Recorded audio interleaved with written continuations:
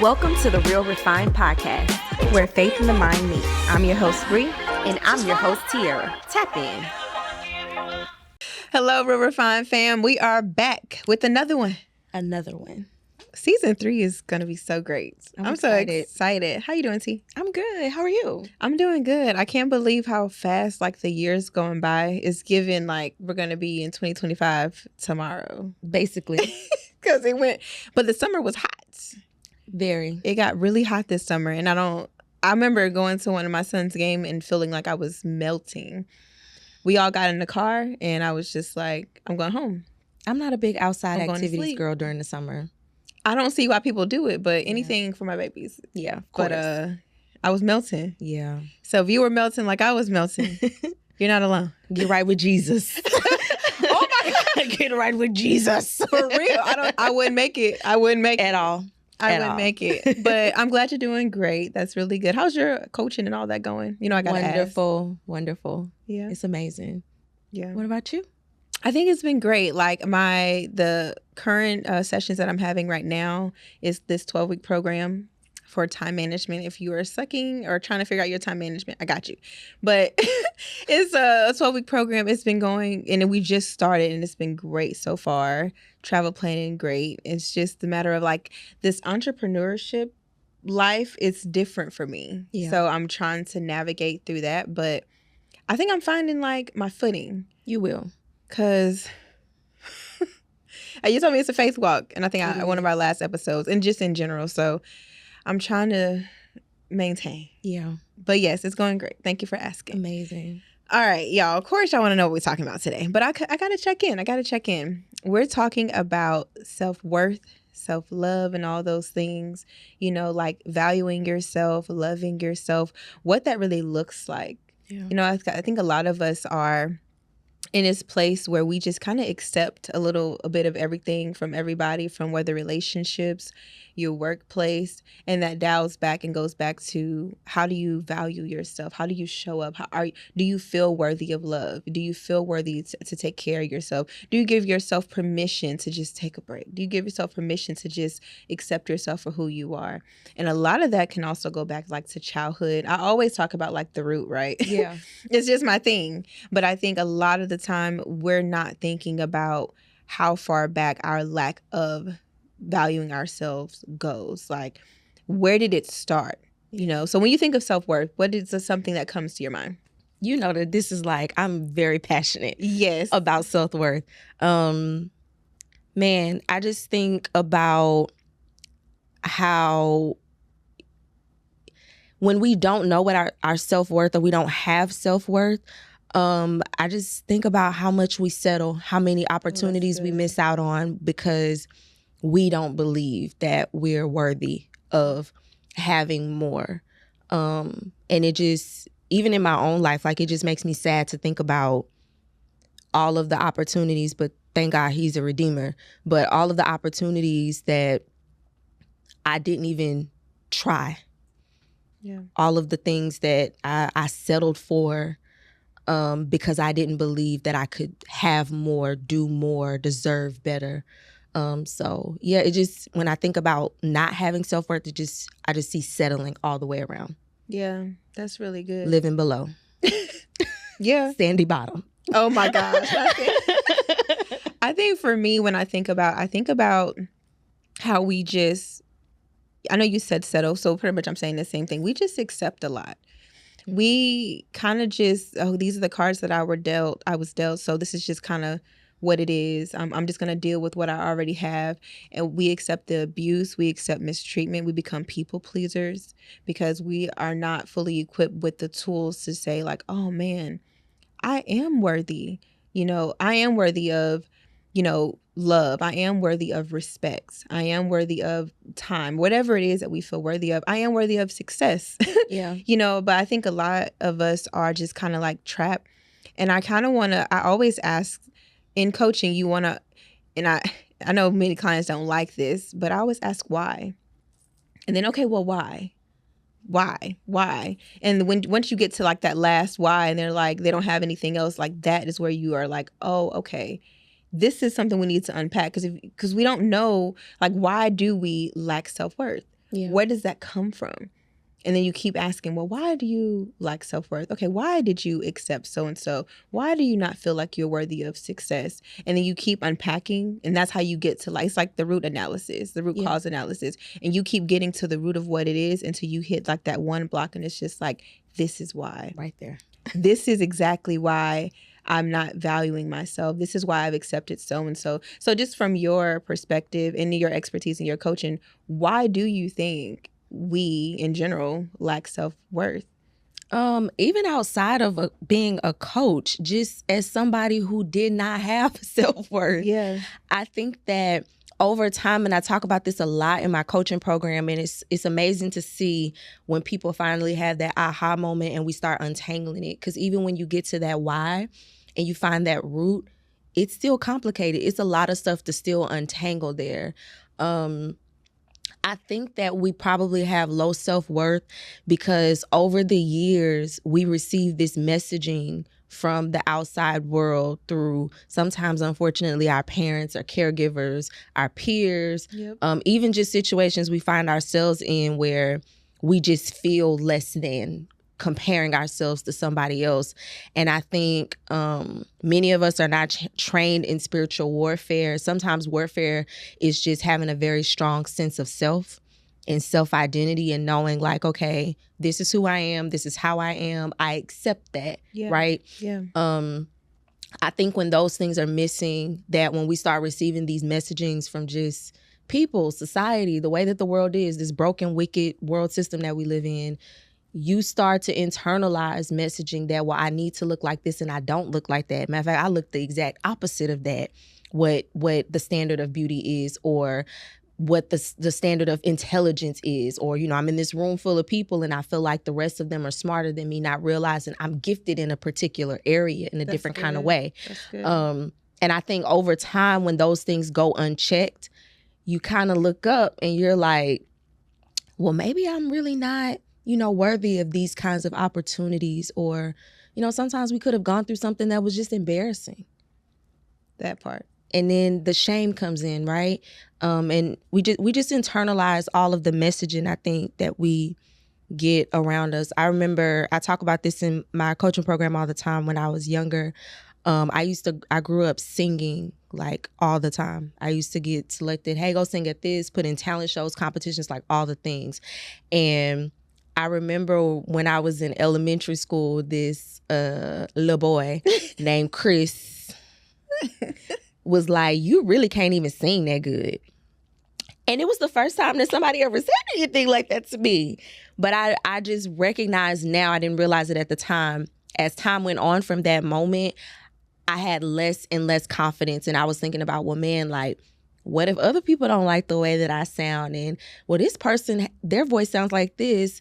I don't sound like Whitney Houston, so maybe I can't really, like. And over time, I got super nervous to sing in front of people, and my voice would be shaking so much that it don't even sound like how I sing at home when I'm comfortable. Like, over time, I really kind of developed a phobia and anxiety doing this because of the comment of one person. But the problem was, I believed him. I considered that he might be right. Had I had a strong sense of self and self-identity and confidence, he could have said that. I'd be like, you can't sing either. Like, but I didn't at the time, right? So I think stuff like that, like, over time, you just kind of accept things that people say, and being treated in certain ways communicates to us our worth and value to them.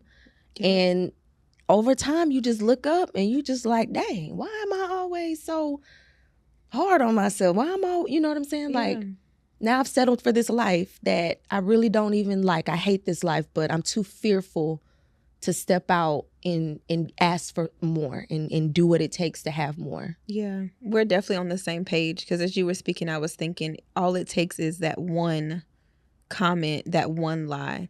And that's really the trick of the enemy. If he can give you just this one, you're not good enough, you're ugly, you're unworthy, you're not really that confident, you can't really sing. All it takes is just that one something.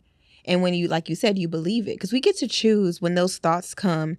What do I do with this? Or when the comment comes, what am I going to do with this comment? I'm going to believe this and really allow it to become my identity later, where I'm rooted in fear and it's just like I can't move forward, I can't change my life.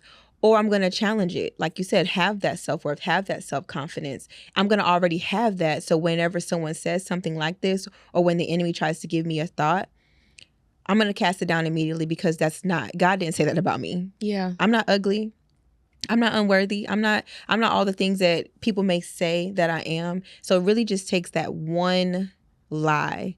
And then when you believe it, you start to feel it. And then your actions are displayed in that. And then that becomes your mindset and the way that you're living your life. And it happens so fast though.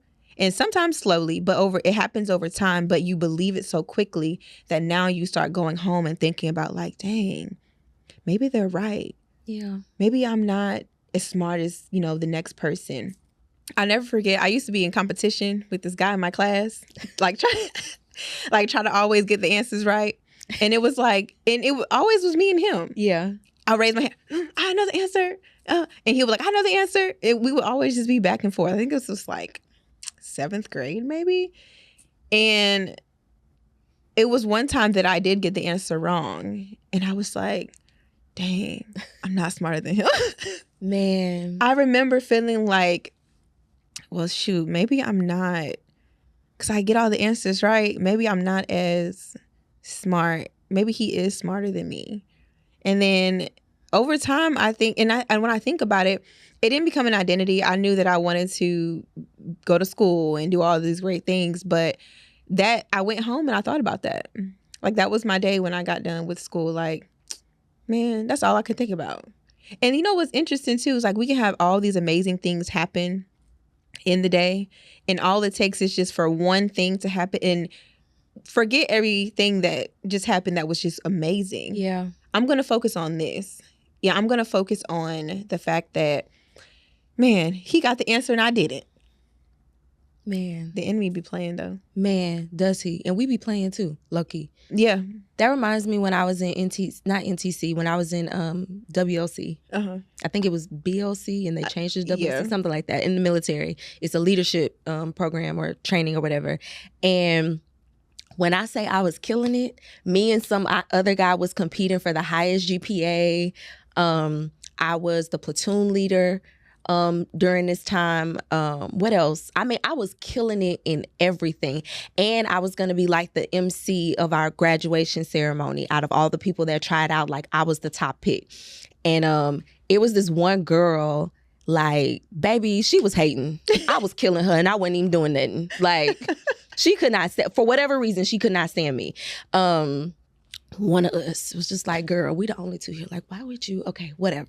So when we got to land nav, killing everything, y'all. Land navigation, you got to use a compass and a map, and you got to find your way around this terrain through woods and all kinds of stuff. So long story short, I ended up failing my land nav. I took one wrong area. I had to cross like a little stream and I got completely lost. And I was one of the people that they had to come get.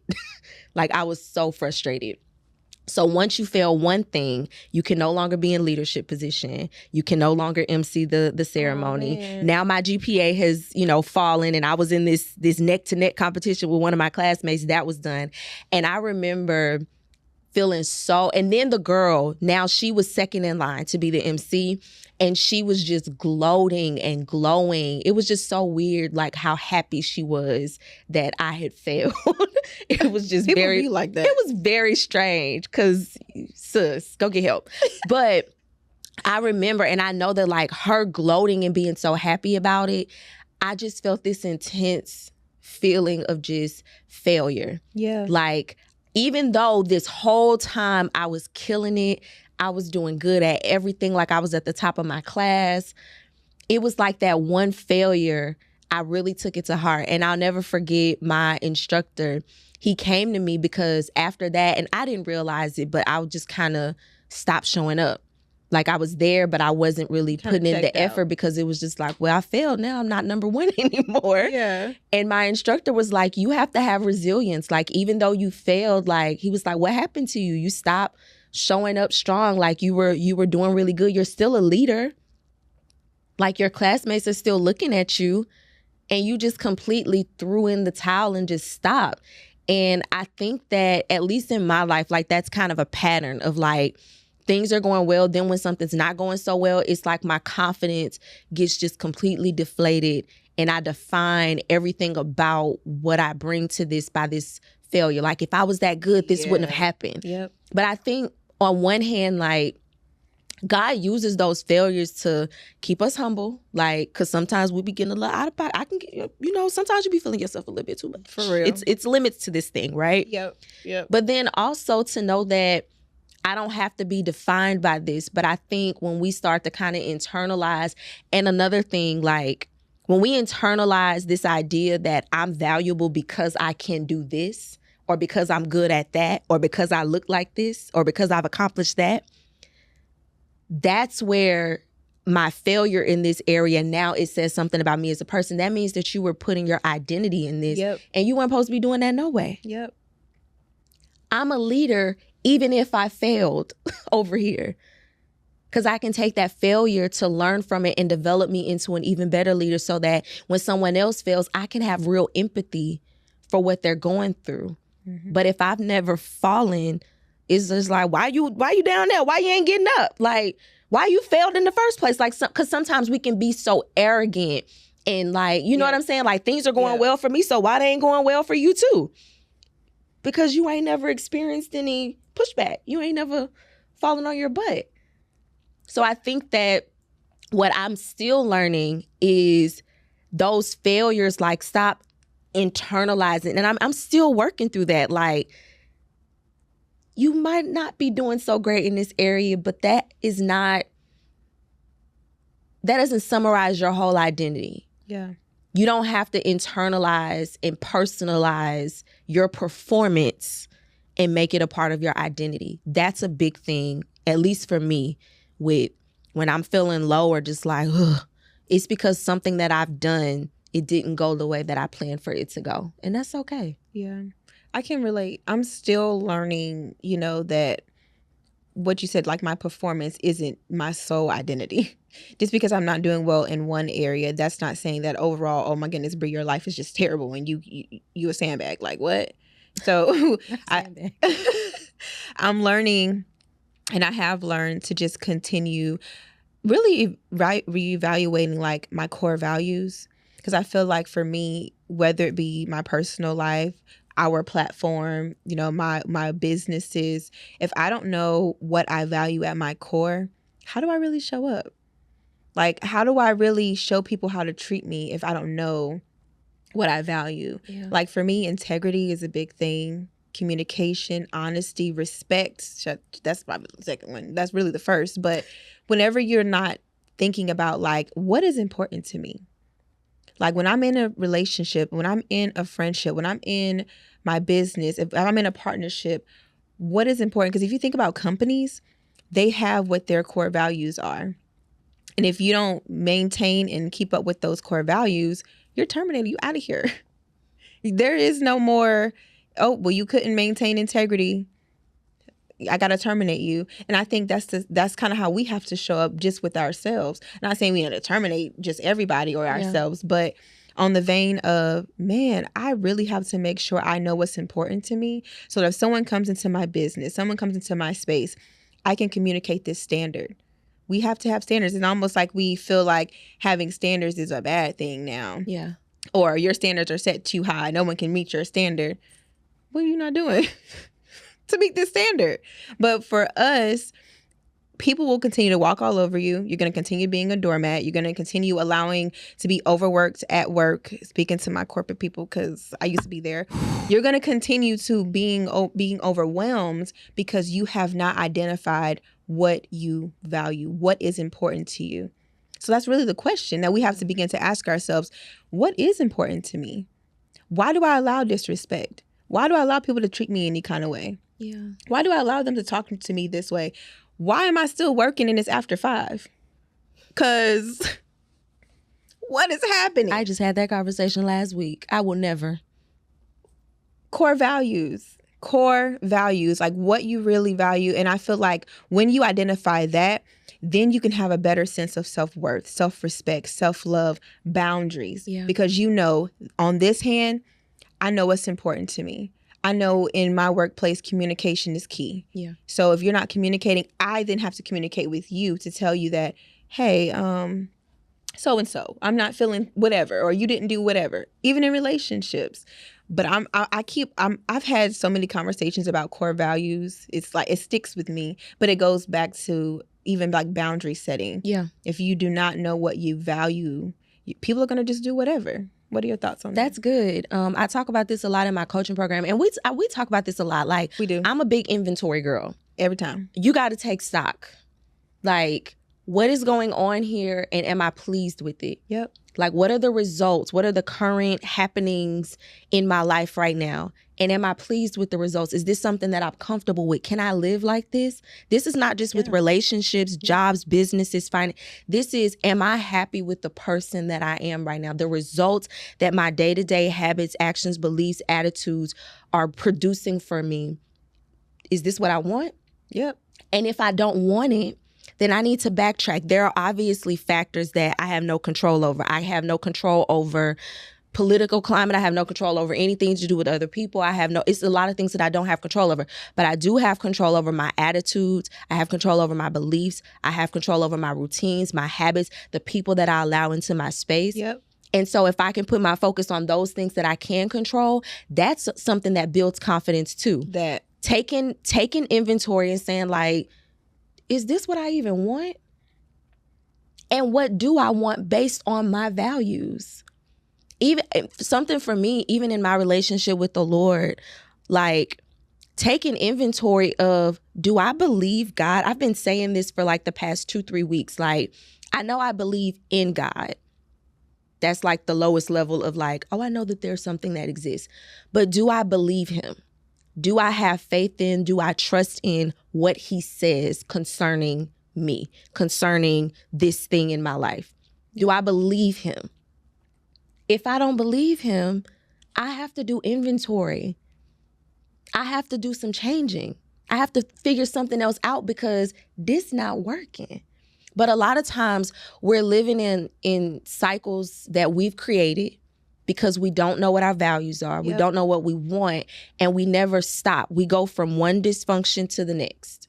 It becomes normal. And you start to think, because every time you start something new, transitions are like a crazy thing. I think we've talked about transitions before. Mm-hmm. Every transition, like when you start at a new job, a new relationship, new friendship, new business, it's like all of the good stuff kind of leads. It's like, oh, wow, this is a whole new place. This is nothing like that last man I was with. See, this man, he know how to talk to me. On his job. Yeah, like this new job. Look at this place. They got high ceilings in here. Like they have a snack they got a room. break room. Yeah, like they got healthy snacks in the vending machines. But then when you're there longer and all of the freshness wears off, you see it still has the same toxic culture as the last place. But because you didn't do inventory of the last thing and what about me attracted this type of place? Where am I not putting boundaries where this thing continued to kind of run over me and bulldoze me?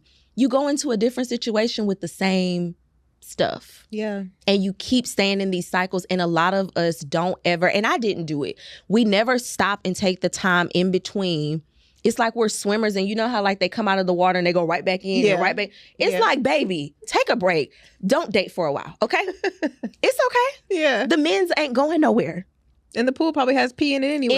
It definitely has pee in it. You need to let somebody come clean the pool. At least your pool. You need to go find another pool. You need some chlorine. You need something. You just need a break. Get out of the dating pool for a second. It's cool. And that's okay. They're not going anywhere. The job, they're not going. It's okay to take a break, even for you now. And I've been in that place. Even if entrepreneurship is not the thing, taking the time to know what makes me feel passionate, what makes me feel alive, what do I really enjoy doing? Like what makes me want to wake up every morning and go after it? That's going to change the perspective you have if you go back into another job. Oh, baby, I know I need this work-life balance. Yep. But if you never take the time to take a break, that part, you don't know. you're just in survival mode and you're just running on fumes trying to get one foot in front of the other, one day behind the other, and you never stop to recognize, you know what, I've been doing this for 15 years, but this ain't even what I want, or it's not what I want anymore. Yeah. When you know what you want, that's what increases your value, like your self-esteem, your confidence, because it's like, yeah, this is not working for me. And then being okay with walking away, understanding that everybody doesn't see me as valuable. Everybody does not value what I value, and they have that right, because I don't value everything other people value either. But I have to be confident enough in myself and who I am and what I believe that God has for me in my lifetime, whatever that is, that it's a good plan. That's that good. When something comes and we're not aligned in that way, in my core values, some stuff ain't important. Being tall, it's not that important because I'm short, right? I can say, okay, well, this isn't working, and not completely lose my entire identity and sense of self and feel like nothing ever works out. No one's ever going to stay. I'm never going to. It don't have to be all that. Yep. It's okay to let things come and go. I agree. There's so many thoughts. I always say that because you always have me thinking so many things. I'm so all over the place. No, you just have me thinking so many great things. And when you were talking about like identity and survival mode, I think a lot of us people, I can say for myself, like we are driven behind like proving that lie wrong. Yeah. So whenever someone tells us you're not worthy, you will never be so-and-so, you're not really that great, you can't sing, we're either going to crumble because, oh my gosh, they said that I'm not this, and then we begin to feel we have low self-esteem, or we get into overdrive, like, I'm going to show you. Yes. I'm going to show you that I am driven. Like, and when I think about it, whenever I didn't get the answer right, I came back ready.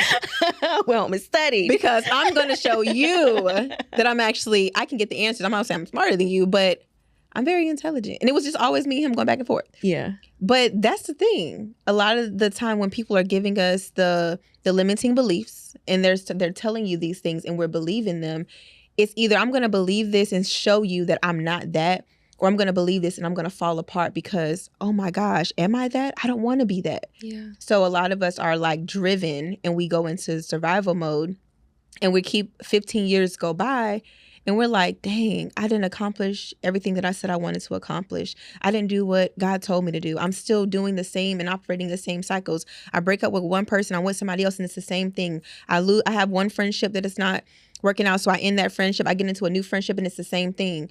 Why are we not looking at ourselves? The whole purpose of this conversation is about self, just so y'all know. But a lot of the time, it is other people in the sense of I have to also evaluate who's around me. Are they meeting my expectations? Are they at least meeting the standard? Because you either meet or exceed it. But if you're in my life, I mean, I'm not going to judge you harshly because you're below it, but I need to evaluate and take inventory, like you said. Are you supposed to be here? And then when I'm looking at myself, what are some things that I need to take out? Yeah. And what are some things I need to put in? Like all the trash behavior, all the toxic, all the hurt people things, and all of that negativity stuff, all the pride or ego, jealousy, all those things.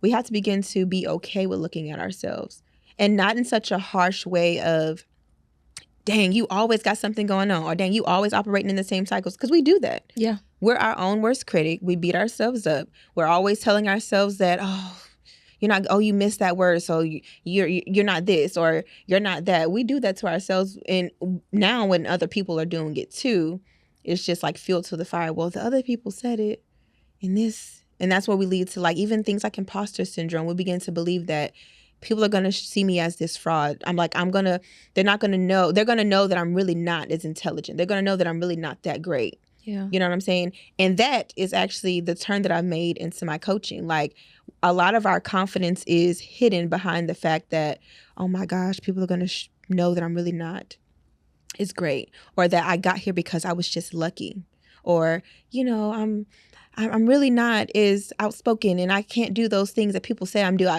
Like, even when we get compliments in the workplace, oh, well, thank you, but no, just thank you. Yeah. Just thank you.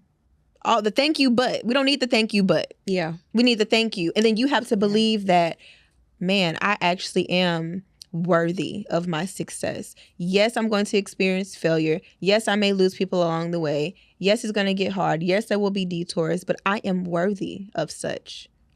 Like, that's the part that I myself had to learn, because I used to be a people pleaser. Mm-hmm. People pleasers say, what? Well, used to be people pleasers. Ooh. Because I used to be a people pleaser. Yeah. Heavy. Yeah. And then it was tiring. And then I would people please and be aggravated about it. Because what we doing that ain't nobody tell you to drive all the way across the country to help somebody move. You did that. And then you're mad. And now you resent the person for accepting your help. Or they keep coming back. But once I realized that, one thing I learned for me, yes, I was called to serve, but I was not called to be a doormat. Amen. I'm not called to be this person that you can walk all over. I don't want footprints on my butt, my back. Like, it's not given that I want to be walked all over. Yeah. And so when I made that transition, really my 30th year was the transition for me, where I was just like, I'm going to stop playing with me and people are going to stop playing with me.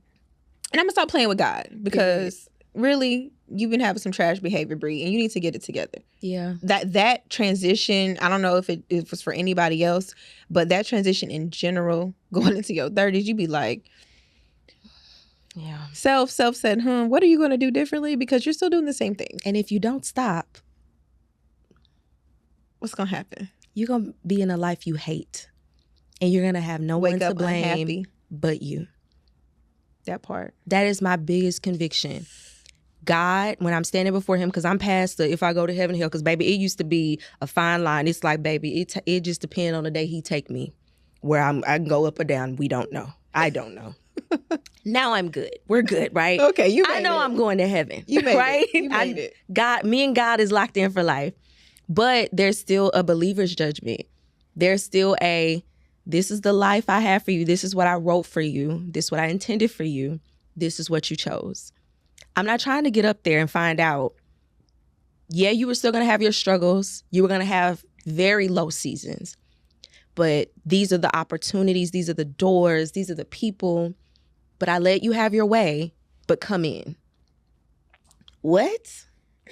You mean to tell me I was down there struggling for 5 years in a cycle? That you could have. And I could have had something else at year 3? Yeah. You mean to tell me we've been wandering in the wilderness for 40 years and it was only supposed to take 2? What? That's some of our lives. Yeah. Wandering in the wilderness for 40 years and it was supposed, I don't remember if this is the correct number, and it was only supposed to take 2 years. 40. That's crazy. Because you won't stop complaining. Because you don't want to divorce the mindsets that you had when you were in Egypt.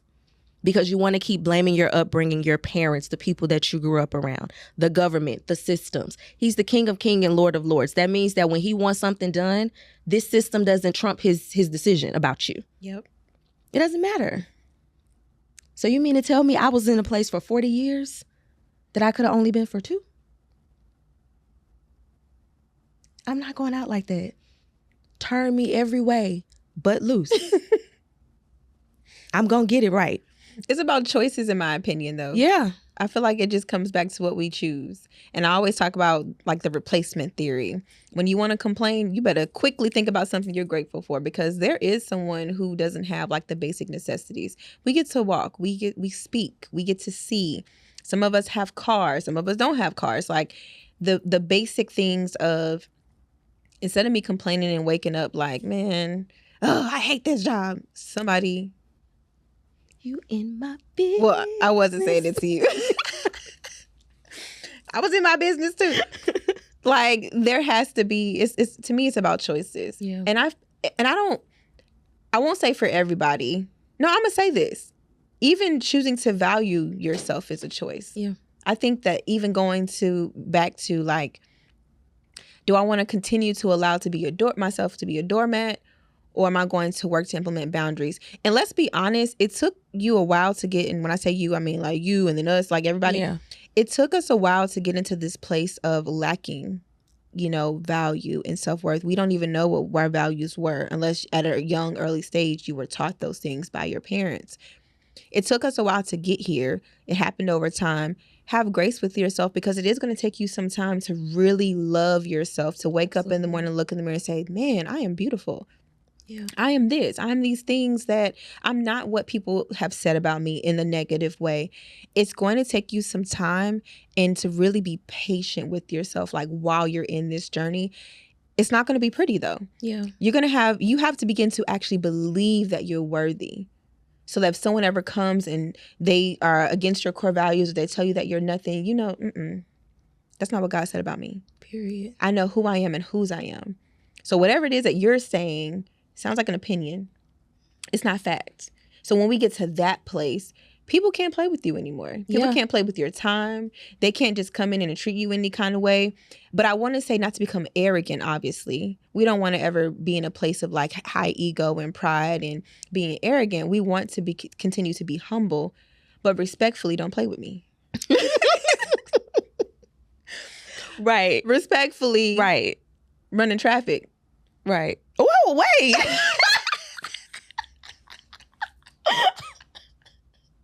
Respectfully, don't fix everything now. I was seeing if you was gonna catch it. You were with me. I was with you. You with me when I'm right. Respectfully play with your mama, but for real. But respectfully, don't. Really, don't play with me. It don't make it for real. Right. It's funny, but don't play with me. Don't. Yeah. Is my camera on me? Yeah. Don't play. Don't play. But overall, dang, this was a quick conversation. I feel like there's so much more, but I also know that I think when it comes to self-worth, I'm going to stick to core values. Like, I don't know. What do you think? What are your final thoughts? Or do you have anything else? Yeah, I had something really quick about confidence versus security. Oh, that's good. A lot of us don't have high level of like self-worth and self-esteem because we lack security. The opposite of insecurity is not confidence, it's security. Confidence is a feeling that you get when you are secure. And sometimes we have this false sense of confidence that we try to manufacture, but you don't get to have that true confidence unless you have that foundation of security. And security is created in knowing what God says about you. And you said something a second ago. I've been studying Psalm 139. It's one of my favorite love psalm, right? When people say something about you, like, oh, that's not true. But what about the stuff that is true? Yep. The stuff that we're like, I really do got a messed up pinky toe. I really do interrupt people when they're talking and they be sick of me because I got a little ADD. I'm sorry. Right? Like, I really am flawed. Yeah, I'm really not perfect. I do have some areas where I can improve. This is where one of my favorites, because even with all of that, like, it still helps you to draw confidence. It still helps you to feel secure knowing that, like, regardless of all of that, like, you're still sought after fiercely. This is Psalm 139. I'm going to read a little bit of it, and that's my final thought. Mm-hmm. I'm reading the Passion Translation because it got a little razzle-dazzle. Lord, you know everything there is to know about me. You perceive every movement of my heart and soul, and you understand my every thought before it even enters my mind. You are so intimately aware of me, Lord. You read my heart like an open book, and you know all the words I'm about to speak before I even start a sentence. You know every step I will take before my journey even begins. You've gone, this is my favorite part. You've gone into my future to prepare the way, and in kindness, you follow behind me to spare me from the harm of my past. You have laid your hand on me, and I'm going to skip down to the bottom. Read the whole thing, though. It's powerful. It sounds like it. You formed my innermost being, shaping my delicate inside and my intricate outside, and wove them all together in my mother's womb. I thank you, God, for making me so mysteriously complex. Everything you do is marvelously breathtaking, and it simply amazes me to think about it. How thoroughly you know me. You even formed every bone in my body when you created me in the secret place. Carefully, skillfully, you shaped me from nothing to something. You saw who you created me to be before I even became me.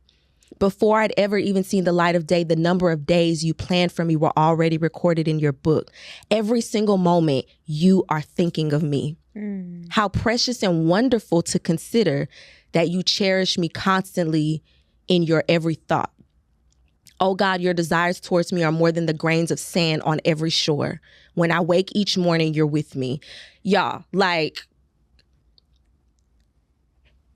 this means, and I'm gonna be real quick, God knows everything there is to know about you. The raggedy parts, the parts that people will never see, the stuff that you're ashamed of, the stuff you try to forget that you ever even did, because it's not always everybody else. You did that, right?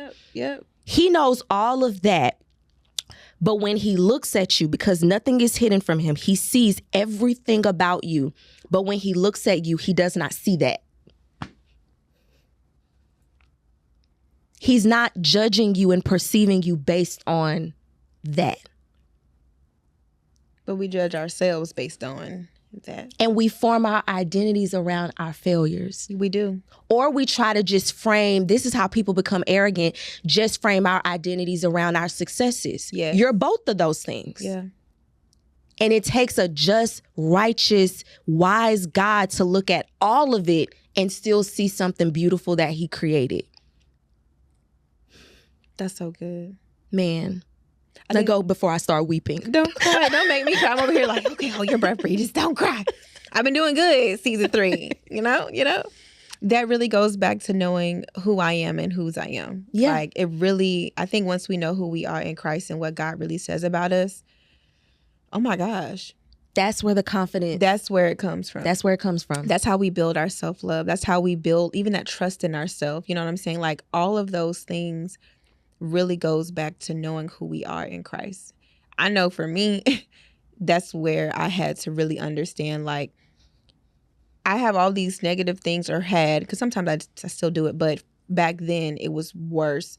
All these like nitpicky things and why didn't you do so and whatever else. And it's just like, I don't have to be nitpicky about any of these things. It's okay for me to not be successful. It's okay for me to not get every answer right. I remember, and I know we're about to close, I used to love going to the board. I know people didn't like going to boards. I really wanted to go because I could win. That's because I knew that I would be studying, and I won every single one, just saying. But Indeed. But when I remember it was one time, and I'm going to blame it on being pregnant, because I was pregnant at the time and I was very emotional. Mm-hmm. But it was an answer that I didn't know. And I thought I did terrible because I didn't know that one answer. I won. But I went outside and I was crying because I was pissed at myself. And that goes back to not having that answer right. So I started to reflect and realize that a lot of my successes and things was because I want to be able to just show that I'm successful. But who am I showing it to? But for me now, it's accomplishments and it's exciting and I get to pursue things. And it's just like, then you have the certification, you have all these other things like that. It's not going to heaven with me. It's not. It's going to be here. Yeah. So why do I wrap myself up in my identity and all of these things that are fleeting and it's not going to last forever? Yeah. So I had to learn that I know who I am at my core, and that goes back to core value. And that is my final thought. I think overall, yes, one, knowing who we are. And I think that also shapes our values when you know who you are in Christ and you know that, okay, God, this is who you say I am. Yes, I'm very flawed. Yes, I have a lot going on. Yes, I have repeated the same cycles. But at what point in your life do you decide, like, the cycle has to end here? Yeah. Even in our families, like, there's normally one person, and they try to gather others that say, like, this is raggedy and we need to stop. Yeah. Now, the same has to be for ourselves. When you sit back and do inventory and you reflect, I believe in reflecting either at the end of your week, you can do it daily, monthly, quarterly. What is working for me? What has not been working for me? What do I need to change? What am I putting too much time and energy into versus what else I'm not doing? Because when we choose not to do something in our day, that's still choosing. That's still a choice. Yeah. So my thoughts as we close would be related to, that was a lot of final thoughts, but I think my actual final thought is to know what's important to you. Think about what your core values are. because that will be the standard for those entering your life, and that'll be the way that you show up. That's going to be the way that people are going to be able to maneuver and work with you and be in your life. And that's also going to be the way that you are with yourself. Yeah. Because if you value respect and you value communication, you value integrity, you should be valuing that with yourself first, so that when you hold someone to that standard, it's just and it's fair. It's like, okay, well, I know exactly what this is. And like you said earlier, we're not going to always value what everyone else values. So being mindful of that just because you value communication, the person you're in relation with or in your workplace, they may not value communication. So what do you do? So, yeah. That was it. This is good. Yeah. This is a really great conversation. Psalm 139. Go read it. I'm going to read it. Meditate on it. It's so good. Ah, man, I feel like there's just so many things to talk about loving yourself. But maybe we can talk about it again. Definitely, because we still got to talk about the self-love that's going too far. You know what? In February, we'll be here before we know it. Maybe that's an episode. Too far. I believe that. But are you the rapper-upper or am I the rapper-upper? I could be the rapper-upper. You're the rapper-upper. Okay. Love yourself. Value yourself. God loves you. Like, thoughts about you are wonderful and great. And be sober, you know, when you're trying to be all puffed up and narcissistic and weirdos. But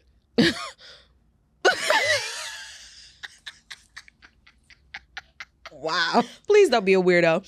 You know, you're human. You're flawed. We got some stuff. All of us got some stuff with us. But it's okay to like still love and embrace yourself. You mean I'm not perfect? What are you talking about, Tierra? You're not. Oh my God. Breaking news. You're not. And stop living in bikini bottom. Don't live in bikini bottom. You could be sober-minded and humble without living in bikini bottom. God wants you to feel good about his creation that is you. So that's my final thoughts. I feel like this was the moment when you said, the rapper-upper. When you said I'm not perfect. Yeah. That was the moment. You know how in Maury where they go run off the stage? Oh my God. And the camera. Oh my God. And the camera follows you. Don't record me. Do it. No. Run. Do it. No. Do it. You want me to do it? We talked about this. I'll do it. No. Okay. But the producer got to follow you. He don't. It's the camera got to follow you. I just want to run now. Well, no, you are not perfect. All right, y'all. Thank y'all for rocking with us again for another episode. Season 3 is wild. We playing crazy. All right, bye y'all. Bye y'all.